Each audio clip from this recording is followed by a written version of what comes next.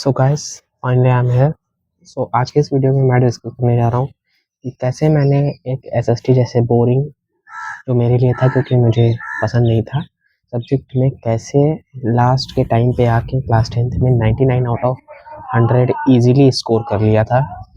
मतलब बिल्कुल भी स्ट्रेस नहीं आया था। सो मैं आज के इस वीडियो में ये डिस्कस करने वाला हूँ कि hack I use to score 99 out of 100 in class 10th SST exam. So basically class 10 की जो एसएसटी है उसमें 4 पार्ट्स हैं। First is history, second civics, third geography, fourth economics. So first comes history. The history was the most boring subject for me. और उसके लिए मैंने क्या किया था, और मैं अगर आपको बताऊं तो मैं एक चैप्टर छोड़ के ही गया था जो था print culture and modern world, वो मैं छोड़ के ही गया था। सो हिस्ट्री के लिए मैंने किया था दिगराज सर को फॉलो। दिगराज सर की जो यूट्यूब पे वन शॉट वीडियोस थी उनको मैंने लाइन बाय लाइन फॉलो किया था। मैं एक बार एक सीट लगाता था और उस वीडियो को ख़त्म ही करता था। वो चाहे 6 घंटे की वीडियो हो, चाहे 5 घंटे की, चाहे 7 घंटे की, चाहे 3 घंटे की, उसको मैं वन शॉट में कंप्लीट करता था। और उसके बाद मैं थोड़े-थोड़े अपनी जो बुक है उसी में अंडरलाइन करता था क्योंकि मेरे पास समय नहीं थे शॉर्ट नोट्स बनाने को। मैं उसी में अंडरलाइन करते जाता था, इम्पोर्टेंट सर पैराग्राफ बता देते थे और फिर उसको मैं वीकेंड्स पे रिवाइज़ करता था। और क्या करता था, मैं जो प्रीवियस ईयर में क्वेश्चंस आए हैं क्लास 10th के उनको मैं रेगुलर बेसिस पर रीटेस्ट करता रहता था उन्हीं क्वेश्चंस को, ताकि मेरे दिमाग में वो सारी चीज़ें बैठ जाएँ। और यहाँ तक कि मुझे आज तक कई कॉन्सेप्ट्स हिस्ट्री के याद हैं जो क्लास 10 की हिस्ट्री की बुक में थे। सो अब आता है second is our civics. Civics basically politics कहते हैं, पॉलिटी इज़ वेरी ईजी। आप अगर एक बार अगर आप पॉलिटी को अपने सराउंडिंग से अगर आप समझ लेते हैं तो आपके लिए पॉलिटी बहुत ही आसान हो जाएगी। सो पॉलिटी के लिए आप तो बहुत कम सब्जेक्ट हो गए हैं पॉलिटी में, सॉरी चैप्टर्स हो गए हैं। सो अगर आप पॉलिटी को एक बार दिगरा सर से पढ़ के और अंडरलाइन कर लेते हैं इंपॉर्टेंट पॉइंट, क्योंकि पॉलिटी में क्या है, क्वेश्चन जो है वो जो ज़्यादा घुमाया फिरा नहीं जाता। बिल्कुल वैसे क्वेश्चंस आते हैं जैसे पहले आते थे। बस थोड़ा कॉम्पिटेंसी बेस्ड कर दिया गया है भले, और बाकी वैसे क्वेश्चन आता है पॉलिटी में। और आप क्या कर सकते हैं पॉलिटी में, पॉइंटर्स में आंसर लिखिए। पॉलिटी में पॉइंटर्स में आप लिखेंगे तो आप डॉट्स को कनेक्ट करते चलेंगे पॉलिटी के लिए, और फिर आपका आंसर एक ऐसे फ्लो में आएगा कि आपके सारे आंसर पूरा एकदम पॉइंट टू पॉइंट सही होगा। तो आपको जैसे बेल्जियम वाला चैप्टर था पावर शेयरिंग, तो उसमें आपको सारा पैराग्राफ नहीं लर्न करना, उसमें एक पॉइंट्स के कीवर्ड्स को याद कर चलिए और उन्हीं कीवर्ड्स को पॉइंट्स में डिवाइड करते करते लिख दीजिए और आपका आंसर 100% सही होगा। सो ये रहा पॉलिटी। एंड एसएसटी का जो पेपर होता है उसमें 5 नंबर का मैप आता है। वो आप अगर वीकेंड पे अगर टाइम दें 5 से 10 मिनट, तो आपके मैप का वो जो 5 नंबर है वो आपसे कोई नहीं चोरी कर सकता, वो आपको मिल के ही रहेगा। सो आपको ज्योग्राफी के और हिस्ट्री के जो कुछ पॉइंटर्स हैं मैप पे, उनको रिमेंबर कर लेना है और आपके 5 नंबर फिक्स हैं। अब आते हैं ज्योग्राफी।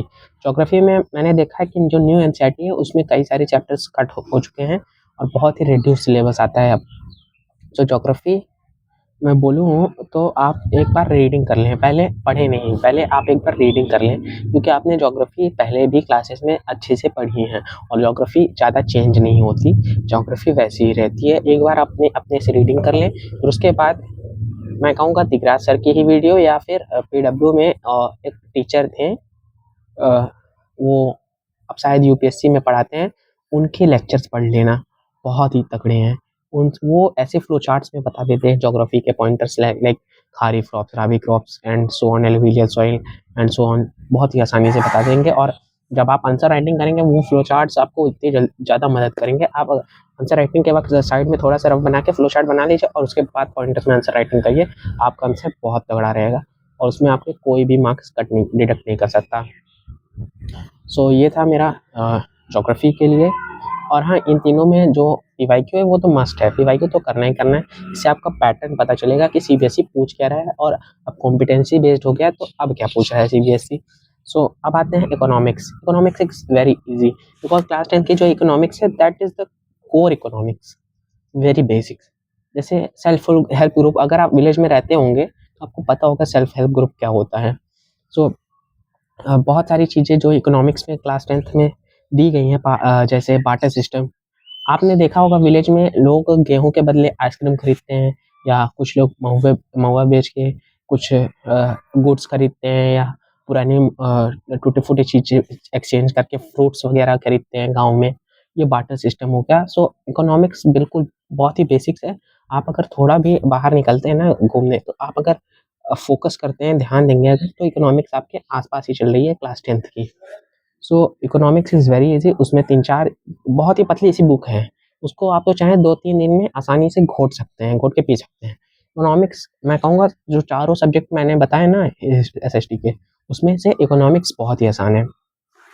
और इकोनॉमिक्स में वही कुछ सेट ऑफ क्वेश्चंस आते हैं 50-40, वो अगर आप क्वेश्चन प्रैक्टिस कर लेते हैं, देन इकोनॉमिक्स में आपके फुल टू फुल मार्क्स आ जाएँगे।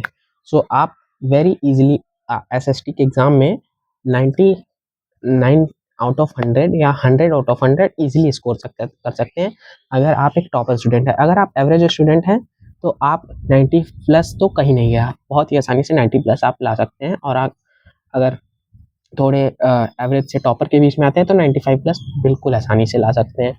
सो ये था मेरा वे ऑफ लर्निंग, जो मैंने हैक्स यूज़ किए थे अपने एसएसटी के एग्ज़ाम में एक्सेल करने के लिए, क्योंकि मुझे एसएसटी बहुत ही बोरिंग लगती थी। और अगर आपको भी लगती है तो ये वीडियो आपके लिए ही थी। आप अगर इसको एंड तक देखे हैं तो आप एक्सेल करने वाले हैं, believe me, you will thank me later. So this is Shobhit Jaiswal. आपकी तरह हम भी मायूस हैं, दिल रूठा है मगर टूटा नहीं, और उम्मीद का दामन छूटा नहीं। Signing off, bye bye.